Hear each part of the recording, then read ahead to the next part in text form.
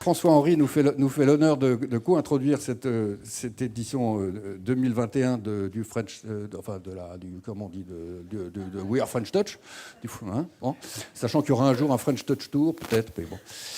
Et donc, bon, on se connaît depuis très longtemps, puisqu'on était de la même promo, d'une école de commerce, bien connue. François a fait un parcours, évidemment, devant lequel je m'incline. Et j'avais envie peut-être de commencer par te demander comment tu vois, toi, la transformation de ton groupe dans les quelques années qui viennent, notamment par le digital.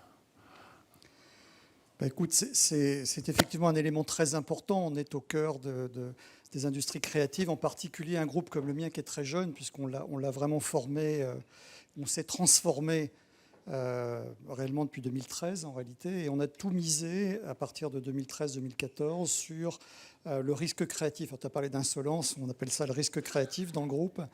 Donc c'est très important pour nous, quelle que soit la taille de nos marques, de faire très attention à préserver la stratégie créative des maisons. Le danger, c'est l'embourgeoisement, comme tu le dis, on devient gros, on devient puissant. Le risque créatif, il s'agit de ne pas faire plaisir à tout le monde, il s'agit d'être insolent. Donc ça, c'est au cœur de nos métiers. Mais évidemment, ça ne suffit pas. Une particularité entre la France et l'Italie, c'est que la France, dans nos industries du luxe, a créé des champions mondiaux. Mais le prochain challenge pour nous, ça va être notamment d'être capable de générer des innovations dans ces domaines. Le digital, tu l'as dit, est déjà très présent dans les industries du luxe. Donc à la fois le digital, à la fois les transformations des modes de consommation aussi, c'est quelque chose de très important. Le développement durable fait partie de l'équation de demain dans nos industries. Et donc pour ça, tu le sais, on investit nous aussi directement alors dans les écosystèmes qui ont un sens pour nos industries. On a pris une participation dans Vestiaire Collectif, par exemple, parce que je crois beaucoup, moi, à la seconde main, dans le modèle économique structurel d'une maison de luxe. Demain, ça fera partie des services de base d'une maison de luxe, de pouvoir proposer le rachat des produits d'occasion, entre guillemets, pour nos clients. Donc ça fait partie des choses sur lesquelles on... À la blockchain, on s'intéresse à toutes les technologies 3D hein, qui ont un impact énorme sur nos techniques de développement produit, par exemple. On est en plein dedans en ce moment. Donc toutes les innovations digitales, alors tu as parlé rapidement de la métaverse, on a des collaborations avec des jeux vidéo, on l'a fait avec Fortnite, avec Roblox, entre Gucci et Balenciaga. Alors aujourd'hui c'était plus un sujet de visibilité des marques, mais demain on va pouvoir y vendre des produits. Donc on est en train de regarder très activement ce que peut signifier pour une grande maison de mode la notion de NFT. D'un point de vue strictement créatif, et de développer là aussi une nouvelle activité pour nous qui sera l'existence de produits digitaux créatifs liés à nos maisons au travers des NFT par exemple. Donc on a un certain nombre de sujets de fond comme ça. Et alors concrètement d'un point de vue process, on a créé des écosystèmes autour des startups. On a investi dans 2 fonds US et dans 2 fonds chinois, l'un en late stage, l'un en early stage dans les 2, pour avoir accès à l'écosystème des startups. Et on regarde ces startups qui ont un sens sur ces technologies-là pour l'industrie du luxe. Alors en général, on ne trouve pas de start-up qui s'intéressent à l'industrie du luxe, mais on essaie d'importer des modèles qui sont développés pour les activités de masse dans l'industrie du luxe, évidemment sous réserve qu'elles fassent sens pour nous.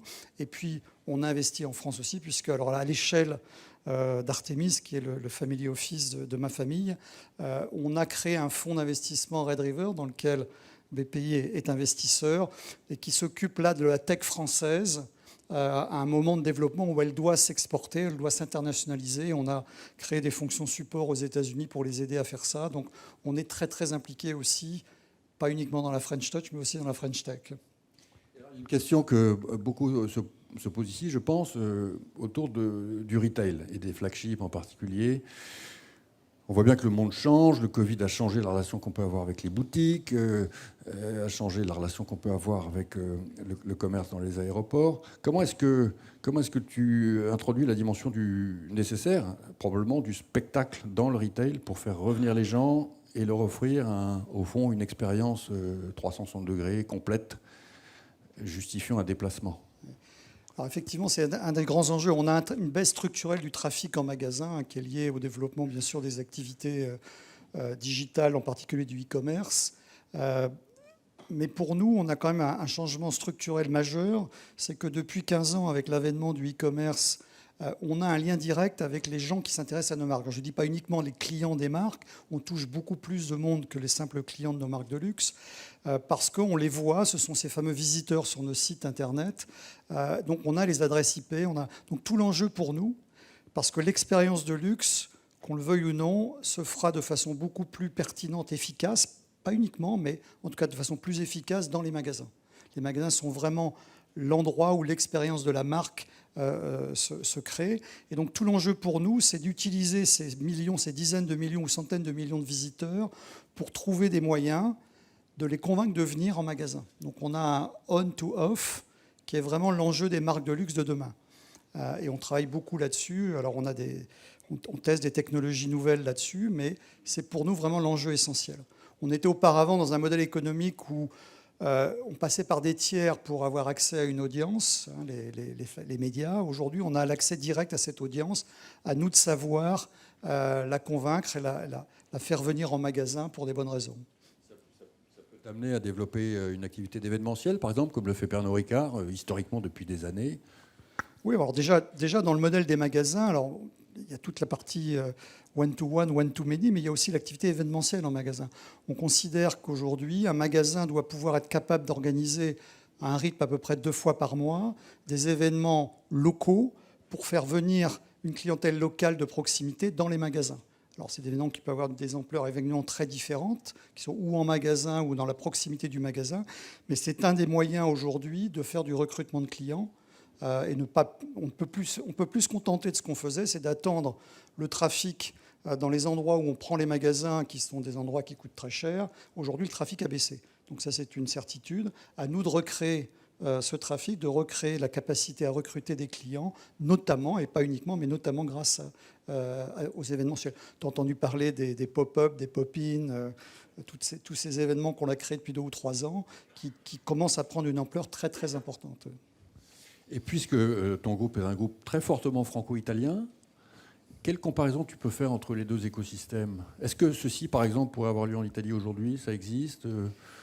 Non, pas encore, mais ils vont regarder vraisemblablement. Non, c'est vrai que c'est des écosystèmes. Alors, il y a des ponts. Ce sont 2 pays qui ont une culture extraordinaire, qui ont un goût prononcé, une passion pour le beau, et qui ont développé des industries créatives, en particulier dans le domaine du luxe, extrêmement puissantes. Il y a une différence fondamentale. Alors, sur les années passées, je l'ai dit tout à l'heure, c'est que la France a réussi à développer des champions mondiaux dans le domaine du luxe, ce que les Italiens n'ont pas forcément réussi à faire, pour des raisons qui leur sont propres. Mais demain, encore une fois, c'est plutôt l'innovation qui fera la différence. Et là, dans ce domaine-là, les Italiens sont assez forts. Leur capacité à innover. Ils ont réussi à garder des écosystèmes, en particulier des savoir-faire dans nos domaines qui sont assez exceptionnels. Et aujourd'hui, le Made in Italy n'est pas uniquement important pour les marques italiennes, mais aussi pour les marques françaises, toutes les marques françaises. Donc on a vraiment un intérêt commun avec l'Italie à développer ce secteur et à cross-fertiliser les deux cultures pour pouvoir se développer au niveau international. On a été, encore quelques instants ? On a été un peu triste de voir, je crois que c'était il y a une quinzaine de jours, le fait que le mot Paris allait disparaître de la couverture de Vogue. Qu'est-ce que ça t'inspire ? Ouais, ça reste le Vogue France, il est en langue française. Paris était un petit peu réducteur, il n'y a pas que Paris, mais non, les médias traditionnels, puisqu'on parle de Condé Nast, alors même s'ils existent d'un point de vue digital, ont quand même un véritable enjeu aujourd'hui dans leur dimension analogique, on va dire. Et donc, ils ont une nécessité de créer des synergies, de créer des synergies de coûts en particulier, qui les obligent à mutualiser un certain nombre de choses et de parfois abandonner un peu la dimension locale, adaptation locale, que nous recréons, nous, dans le domaine digital. Donc, je comprends qu'ils soient obligés de faire ça. Force est de reconnaître aujourd'hui qu'on on a basculé nos investissements commerciaux, nos investissements de communication à plus de 80% sur le digital aujourd'hui. Oui. Dans ton secteur, le rêve collectif, à mon avis, qu'on peut former, c'est que le monde entier ait envie de venir à Paris se former dans la mode, tenter sa chance dans la mode, franchir le pas d'entrepreneuriat dans la mode à Paris, faire fortune à Paris. Voilà, donc la grande place mondiale de la mode. Pour ça, est-ce que tu penses qu'on a aujourd'hui les outils d'attractivité suffisants?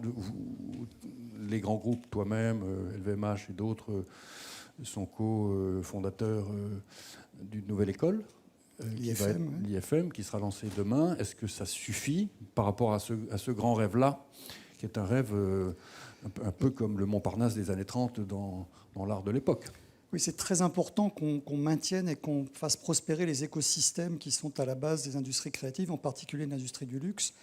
L'éducation et la formation en font partie, dont l'IFM, donc l'initiative qu'on a prise globale au niveau de l'industrie fait partie de ça. Il n'y a pas que ça, il y a aussi cette capacité que l'on a à préserver des savoir-faire, les métiers d'art comme on les appelle, ça c'est très très important. Alors on le fait en France, on le fait en Italie aussi, parce que ça fait partie de cet écosystème. Et tu l'as dit, des financements aussi. Alors évidemment, quand on est des grands groupes, les financements, on les assure nous-mêmes, mais il y a beaucoup de PME et TPI dans ce domaine où la BPI par exemple est essentielle. Donc avoir ces écosystèmes qui permettent de transformer des idées créatives en succès économique, c'est très très important.